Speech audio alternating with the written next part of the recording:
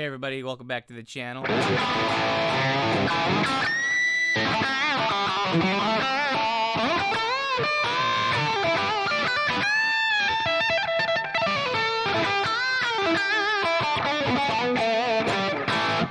Anyways, today we're going to be working on this here Charvel 88 Model 3A. We're going to be updating the trim block on the Tremolo to a brass block. And this is a piece of bell brass I picked up on Amazon, which I'll put in the links below after we're done. But for the cost of one brass block, you can buy this entire piece of brass right here yourself and cut it yourself. It doesn't take much. It's nothing to be afraid of. Anybody could do it. So, you know, let's get on with the show.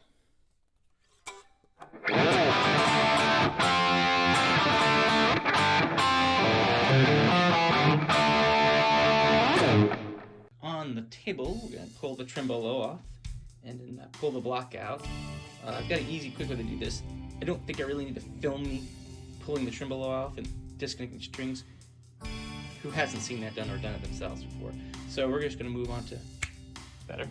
Now I can take this, put it against my brass block, measure it out, start sawing things in half, and then we'll tap holes and all that good stuff. Now, with the line marked for the sides that cut this block and the holes for reattaching it back to the base plate of the trim have been marked off center. The only thing left to do was to find out what the tap size were for the screws in here, which I did find out. They are M5, just by taking one of my tap sets and putting the screws in here. Yep, sure enough. So 0.8 and 5 fits perfectly. No pushing or snugness, so that's the tap we will use to tap the holes once we relieve this brass block of a chunk of itself. Now we're like almost halfway through, you know. I didn't figure I needed to film the entire cut. I'll speed it up probably. Just a simple hacksaw.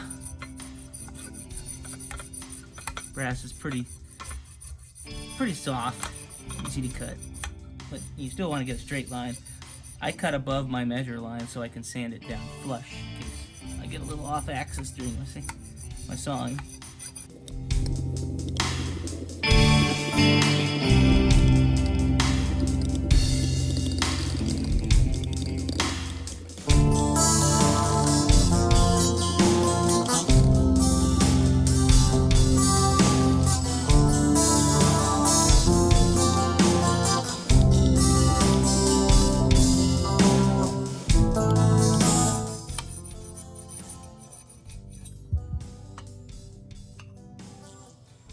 There we go.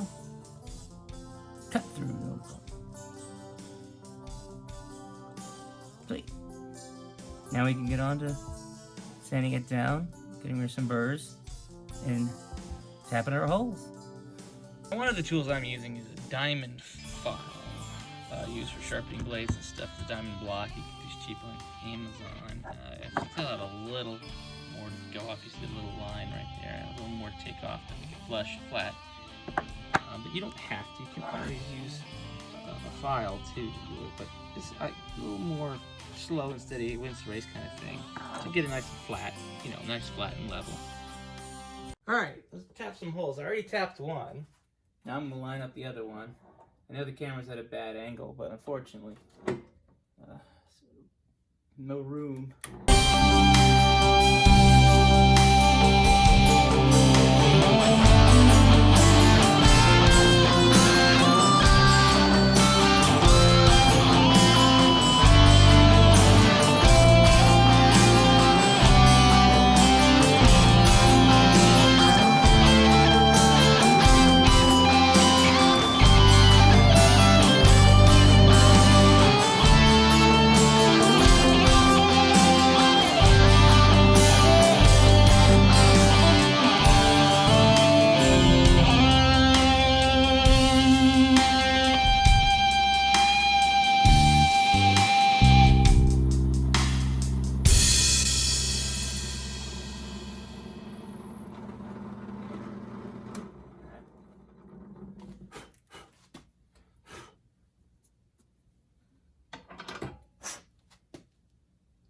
All looks good. Take our cap. Again, M5. 0.8. Don't force it, you just let it grab itself. Make sure it gets aligned when it starts cutting. You want it to be as straight as possible.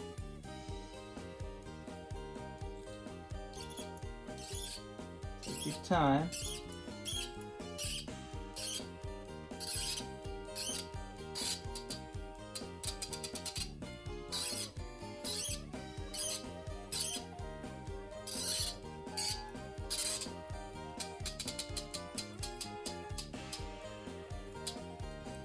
Back it back out again when you get to a resistance.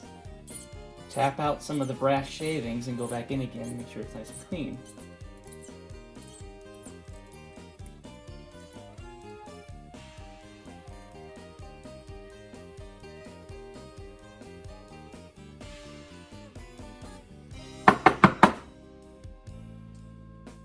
Let's go back in. Go even cleaner now.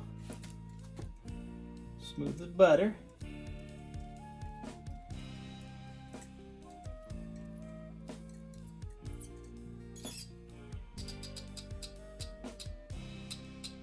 And I think that's it. So, let's back her out again.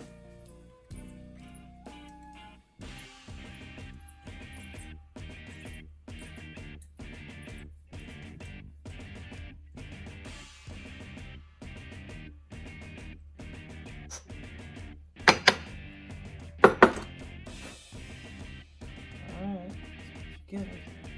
Just the screw. This is an actual screw from the trim. Right on in there. No problems. All the way down. Awesome. And we have one more drill. I've got to move.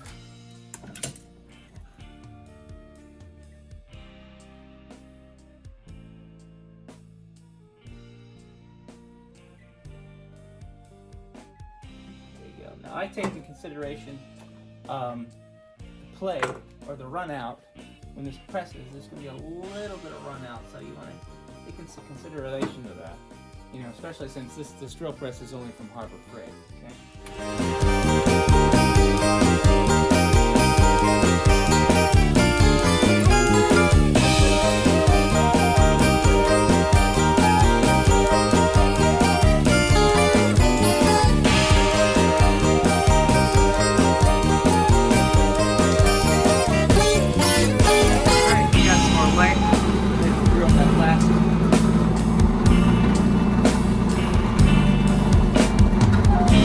Looks like it's even. We'll find out.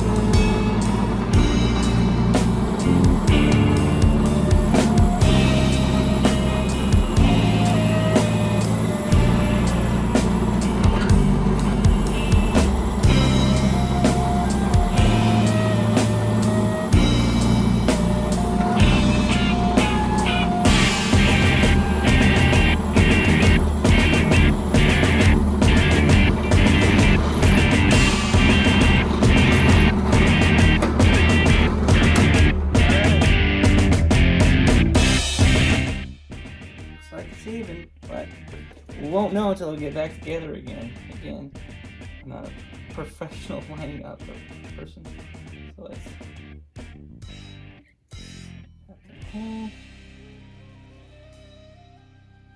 seems to be straight in line.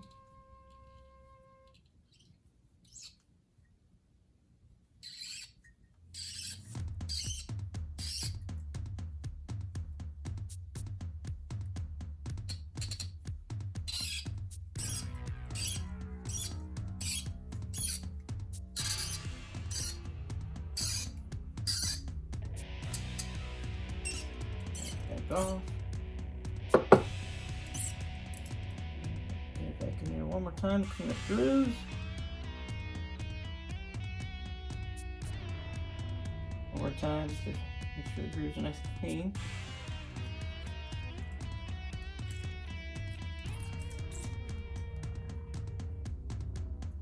Yeah.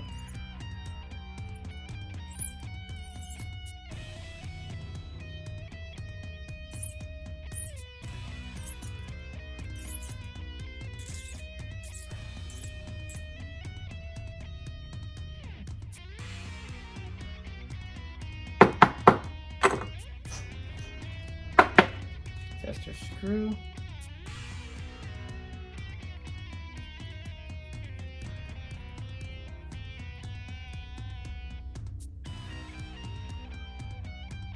Flush. Boom.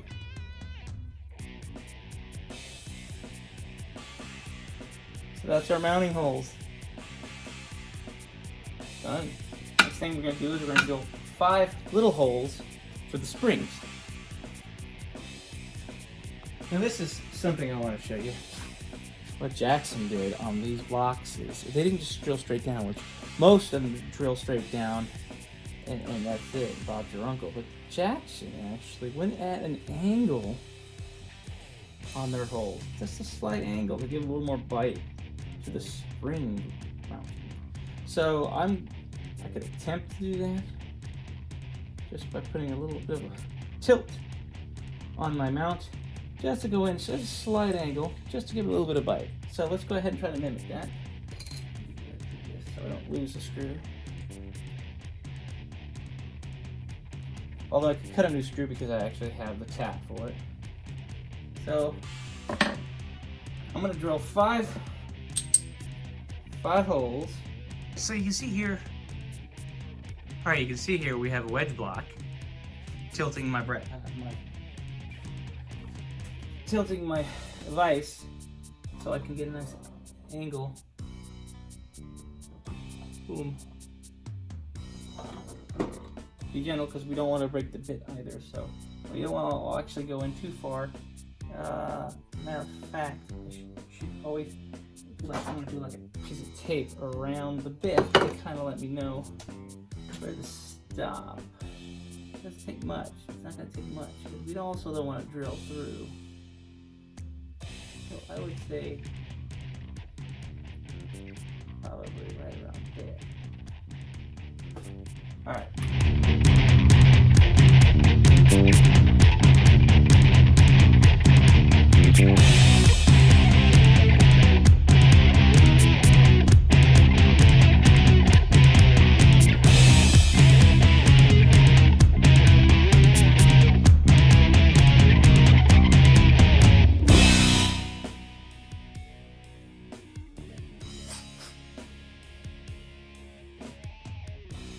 There we are. Holes are made. So anyways, let's go ahead and put this thing back together again and see what we got. Alright, here we are back upstairs. I already set one screwed and put the claw back on just to make sure things lined up. As you can see, I don't know if it can focus well, but you see, it's looking pretty good. Let's make sure, hopefully the other ones will line up. Go through two.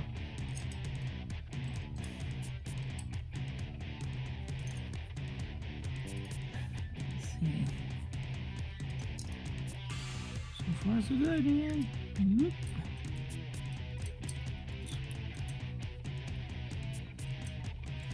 Line up.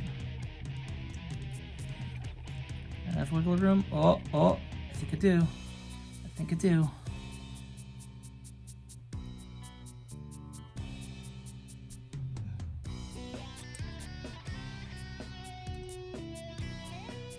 Oh, hell yeah. There you go. Let's knock it up. Not too snug. This is brass we're dealing with after all. Don't want to strip out the brass.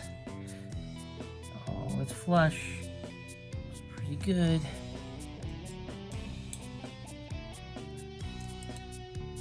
Thumb tight. By the way, if you notice, I went ahead and changed out the Shaler socketed one, like the Ibanez Edge Pros and Roper Edge socketed arms, because over time I found I didn't like those because they get in the way. They start to swing around about, get loose, they don't stay back like I want them. So I switched up to this one. This is a Sophia Floyd bar replacement. 25 bucks, not too bad. Works great, fits snug. I haven't had them. I actually love their trim arm socket replacements. So anyways, that fit. And there we go. Now all I have to do is put it back together again. Well, and there you have it. Big brass block. all put back together again. Looks good. Looks good. You can see I'm off just a smidge, but that's okay, because the claw screws, you can adjust and all that good stuff. Just a hair. But anyways, let's put it back on the guitar. Here we are back together again. Block's been installed. Roar. Look at that. Look at that. Big brass block. Just good. I don't know if it's really going to make much of a difference in sound, but we'll do a playthrough. So here we are. It's been reinstalled and the strings put back on. Everything's back in tune again. Rebalanced. The trim has been rebalanced and everything has worked out great. Let me go ahead and flip it. I mean, there you go. Brass block is installed. Look at that. Nice and clean. I don't ever go more than 3 strings anyways. I mean, I put 5 holes in there, but I never go on the 5 strings. So next time I'll just drill three holes, Well, I mean, I don't ever go past 3 strings because I play 9 gauges anyways. So I'm not really doing this to dispel the myth between brass and pot metal blocks. It's just like old caps inside of a Gibson Les Paul. I mean, caps dry up, their values change over time, and what people perceive as mojo is really just the cap falling out of its varying range, what it's supposed to be, into a different range. And if you find out what that range was where the cap was failing to, you can just replace it with that cap and get the same sound effect, probably. But again, I'm not here to dispel any of that. So let's see. Let's see if...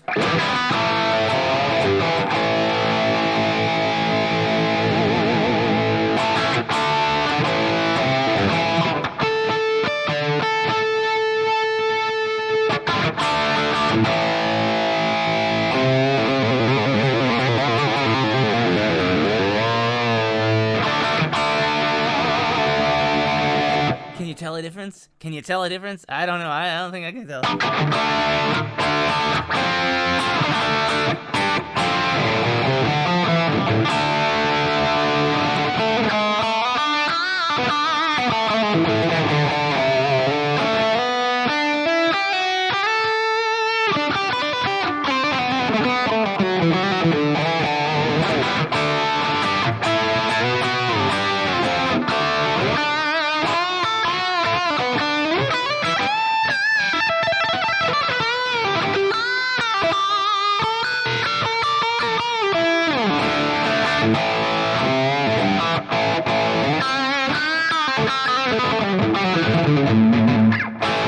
I mean, it's still playable. I'm not gonna go through the trouble of taking the brass one out and putting the other one back in just to do it. This one will stay in just fine. I might make another one for my crackle over there.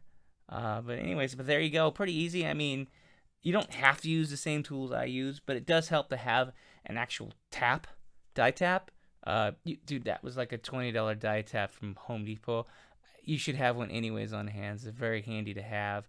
If you need to modify like mic stands and tap another hole where somebody stripped out, you know how you got that one bass player's got gorilla grips the crap out of the mic stand and strips the freaking wing nut, and you can tap another hole using the die tap. I really recommend getting a good die tap set, and just it's a lifesaver. And you can get a metric stuff because most of the stuff is going to be metric and not SAE.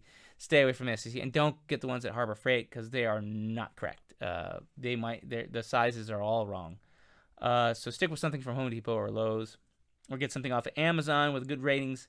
Like I said, I'll post the brass block link to Amazon either below or in the description. I'm not making any money off of it, so I paid $33 for my brass block, and I made one sustain block.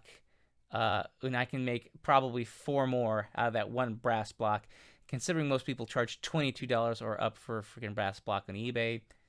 Just make it yourself, man. I mean, you learn a new skill, you feel accomplished, and it's just brass, guys. And if you screw up, you start over again. It's pretty forgiving material. It's pretty soft, And again, most hand tools will work. Again, like I said, this is a diamond file I use. I use that for my frets. I already had it on hand. You don't have to use a diamond file block. You can also use some rat tail files from, well, that you can get from Harbor Freight. Rat tail files would be fine from Harbor Freight. But yeah, just rat tail file to get a flat surface. Just a standard hacksaw, a little bitty.